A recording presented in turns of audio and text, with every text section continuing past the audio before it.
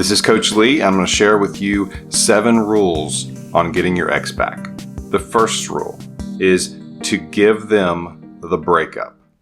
A lot of people have trouble with that. It seems like you should fight, you should resist, and some of you have probably heard me say this before, and I encourage you to listen to this video all the way through, pay attention to the details, even if you've heard them before, because it's good, first of all, to have repetition.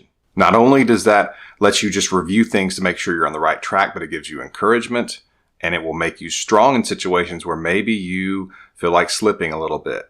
So give them the breakup, and that means that you don't fight it. Now, you may, when they first break up with you, especially if you haven't seen any of my videos yet, you will probably object and you'll say why, and you'll try to talk them out of it. That's normal. And usually that doesn't cause problems as far as reducing the chances of getting your ex back. Usually you're still in pretty good shape because that's a natural response. Your ex probably expects that. And they probably have a good answer for it. And I'll talk about that in other videos. They didn't just come up with this overnight. They didn't just wake up and decide they wanted to break up with you. And so they've thought this through pretty well. And so they're probably going to outmatch you as far as discussing this. And they're going to seem cold and determined most of the time. Sometimes you can talk them out of it, and usually that's temporary. But if you objected at first, you're okay. At this point, start this day and start accepting the breakup. It may seem counterintuitive, but it's going to help you get them back. Trust me and listen to the rest of this list. Number 2 on the list is also difficult. It's that you live in the present. And what I mean by that is not that you take things one day at a time. I talk about that a lot, and you definitely should do that. What I'm talking about in this situation is that you don't give into the shock of this to the point that you constantly ask your ex what happened and say things like, "Do you remember this? You said you would always love me. You said we would get married. You said we would stay together forever." It's in your mind as though you can kind of hold them to that, as though it's a contract, as though you can make them do it. Like they're just going to say, "Oh, that's right. I did say that. I guess we'll stay together then." That's kind of what you're hoping for. And it doesn't make sense when you think about it that way. But when you're emotional, when you're just relying on emotions, when you're letting emotions make your decisions, things make sense that really don't make sense, that are illogical. And so you need to remember the present, the reality that you are in is that your ex, this person who you care about and want to be with, wants a breakup. They don't want to be with you right now, and that's tough to hear. It doesn't mean it's always going to be that way. I'm going to help you give yourself the best chance of getting them back. But in the moment, do your best to accept their reality. And that means that you don't remind them of things they said and say, "So you can't do this because you said you would always love me." You've got to do your best, at least as far as they see that you accept the reality. Only when you accept the reality can you actually do the first step, which is to give them the breakup, like I've already mentioned. And if you don't accept that reality, they're going to feel like you are refusing and you're not giving them what they want and think they need, which will frustrate anyone. And so don't be the thing, the person, the power that stands in their way. Because if you keep fighting the breakup, they are going to feel like they're not getting what they want and that it's out there on the other side of you somewhere and you're the only thing keeping them from getting what they want. That will make the attraction they feel for you shrink even more. It's already low because that's what caused the breakup, but it will make it go down even more. It will make them even hate you sometimes. And you don't want that. If you want your ex back, you have got to not be what stands in their way. They can't feel like that you are the obstacle. If you become the obstacle, you will not get your ex back. At least if they see you as the obstacle. And that's what makes this very strategic. Before I get to point 3, take a quick second and subscribe to this channel so you can be notified when I have more videos like this. And that includes on success in relationships and not just on breakups, but a lot on getting your ex back and breakups. So just click that subscribe button. So number 3, don't show them your pain. Now listen to me closely on this. I didn't say don't hurt, because that would be absurd for me to tell you. "Oh, just don't hurt." Don't you hate it when people say that? Just snap out of it. Just get over it. Just move on. An ex is an ex for a reason. Like you can just flick a switch. You can't unless you're a machine or a robot, which you are not. It would actually show psychological problems if you could just flick that switch. So don't beat yourself up that you can't. It's normal for you to feel pain and hurt. But you don't want to show that to your ex. It should be a private thing. Okay, so I'm not saying pretend like you're not hurting around everyone. There are people who you can express that to. Maybe one of my coaches, if you book a call with them, or a parent or a friend, only if this person has no contact, no relationship, no friendship with your ex, because your friends can mess it up for you. They will think they are trying to help, and they will overestimate their ability to help you, and they will mess up your chances. They will make you look bad because they will go to your ex and they'll think, if I just go to this person and tell him how bad she's hurting, that he can't even sleep at night because he just cries all night, that'll get them to want to get back together with them. That's just stupid. It's ignorant. People tend to oversimplify human relationships like that. So not only do you not want to show pain to your ex, you don't want to show pain to mutual friends who might take it upon themselves to go play Lone Ranger and help you when they can't help you. They're only going to mess things up, even if they do the right things, even if they don't say that you're hurting, that you're desperate, that you're in misery and all that. Just them actually interfering in the situation, it will make it look like you manipulated it. Even if they say, oh, he didn't talk me into it, she didn't talk me into it. It's unlikely your ex buys that, first of all, but it still feels like there's an obstacle to this breakup, that someone's trying to talk them out of it. And it makes your ex run faster the other way. So don't show your pain to your ex. That's something you show in private to yourself, that you allow yourself to express, and that you show maybe to a parent, a close friend who has nothing to do with your ex, or a professional like a coach or a therapist. Number 4, improve yourself. And this is important because a lot of people will say, well, I don't understand. They can't see that I'm doing this because I'm in no contact like I'm supposed to be. I'm giving them the breakup, right? Well, if you improve yourself, first of all, it's for you primarily.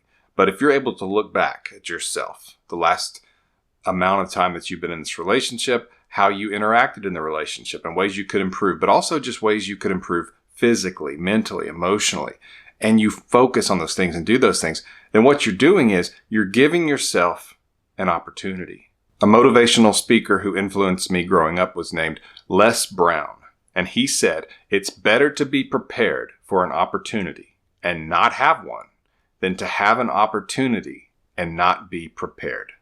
One more time, real quick. It's better to be prepared for an opportunity and not have one than to have an opportunity and not be prepared. And basically, if you improve yourself, then what you're doing is you are giving yourself the best opportunity for when your ex reaches out, for when they want to meet face to face and they're having some doubts. Maybe they're not sure yet, but they see you because physical attraction is important, and they interact with you because emotional attraction, intellectual attraction is important. And so you're getting to be face to face with them, and they are seeing that you have improved. Wow, I don't remember he was this good looking. I don't remember she was this smart. I don't remember that his conversation skills were so good. Those things. And so if your attraction is higher, it can exponentially increase the attraction they feel for you. And so if your attractiveness is higher because you've worked on yourself, then it can really capture that momentum because they're already feeling some of it. And this just sort of throws it over the top. So work on yourself for you. Yes, because you will have yourself no matter what happens with you and this other person. And there may be someone else in the future. I know you don't want to think about that, but at least just entertain the idea. And you want to be the best you can be. And if you have that opportunity with your ex, you want to show them what they have been missing. You can do it. So lose that weight, get stronger, read, become more intelligent, become a better conversationalist. Work on yourself for you, and it can help you get your ex back. Before I get to Rule 5, take a look at my emergency breakup kit. I link to it in the description below. It's the culmination of my 20 years in the relationship coaching service, and it can help you get your ex back. It's a guide to help you do that. So take a look. It's in the description below. Follow that link and get some information. Number 5, don't fall for their breadcrumbs. Now, this is really important because comments on YouTube and comments on Instagram, where you can follow me at Real Coach Lee. That's Real Coach Lee on Instagram. Lots of the comments will say, my ex liked a comment I made on Facebook, or my ex looked at my story on Instagram or Snapchat or whatever. Should I contact them? Does that mean that I should reach out now because they've done that? And the answer is no, because it's not enough. It needs to be a message to you with words talking precisely, exactly, and specifically to you. Several people have been forwarded an email or some kind of news story and asked if that means that they should reply back and ask how their ex is doing. Your ex did not send you a message. Those are cheap breadcrumbs. Don't fall for those, because your ex will do that a lot of times so that you are the one taking the risk. You're the one investing. You're the one who's risking rejection and embarrassment by reaching out to them, and they're not having to do it. They're just basically letting you do it. And it will make it look like you have been sitting there waiting on them and, oh wow, I got a little bitty message from them. I got a little bitty something that I'm just going to get all excited about and reach out because I've been waiting this whole time for any small thing that looks like they might have the slightest bit of interest. Don't fall for it. If it's a real message, I don't suggest you ignore your ex. And I have a video on that called, Should You Ignore Your Ex? The answer is no. Because if they're moving towards you, you don't want to kill the momentum. You don't want to just have them think, well, I might as well not even try. If they reach out to you with a real message, you should casually respond. And you should respond in like kind, meaning that if they give you a one-sentence message, you respond with about one sentence. And don't carry the conversation. Let them do that. This is the step toward getting face-to-face, and it's important. So don't ignore them, because it may be your only chance if they think that there's no point in reaching out to you, because you will ignore them. So if you want them back, don't ignore them. But don't fall for those breadcrumbs. Those you should ignore. Number 6 is challenging, but don't get back together with them over text if possible. And what I mean by that is that don't have those complex, deep conversations about the relationship over text. If they bring it up, you don't need to ignore it. You don't need to be the one to bring up the relationship, but if they bring it up, you do need to participate. But do your best to facilitate a face-to-face. There is a cheapening effect when it's done over text, because you can't hear each other's voices. You can't look into each other's eyes. And that matters, because you want this moment to be special. You want your ex to have this moment where they don't feel like they got it all back, but they feel like there's some progress made, like there's hope for them, which it's interesting how the tables turn now and they're the ones wanting hope. But you want things to go well, and you want them to be beautiful in a lot of ways. And that can best be done in person. You are most attractive and most powerful in person. And so the face-to-face is going to be the most important thing. Now, look, I'm not saying that you reject them if they're trying to get back with you over text. Certainly not saying that. But what I am saying is that if they are beginning to push for a conversation about the relationship status, about maybe getting back together, saying that they have doubts, that they doubt the breakup, that they're wanting to talk about it, do your best to arrange a face-to-face for this. When you do, your odds of the relationship lasting this time are better, and your odds of them being glad about it longer, instead of having that fading effect that a lot of people describe, is much better.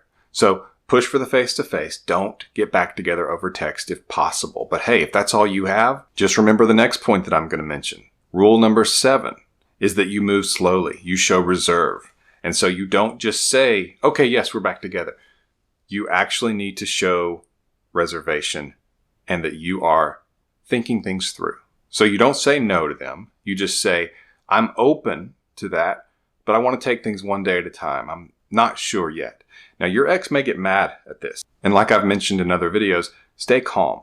Don't show anger back. Don't get in a fight with him about it. Just say, well, I've had a lot of time to think, and this has kind of made me cautious on some things, and I just want to be sure. Do your best not to get in a fight with them, but to explain yourself. And they may get mad. They may get so mad that they just say, forget it, and they walk away, but you will usually hear back from them. You just cannot give it all back to them all at once, or it will fade out very quickly.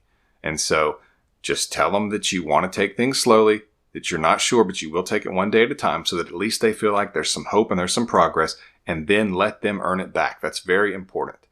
The both of you should feel like you are earning the relationship back, and not that it just happens all at once. And hey, we're back just like things were before, because that will usually end up in failure. It's anticlimactic, and it makes it look like your ex can just toss you aside and get you back whenever they want, which lowers your attractiveness. So don't give it back all at once, but let them feel like some progress is being made, that you are moving toward getting back together, or at least that you're willing. So follow those 7 rules and you give yourself a good chance of getting your ex back.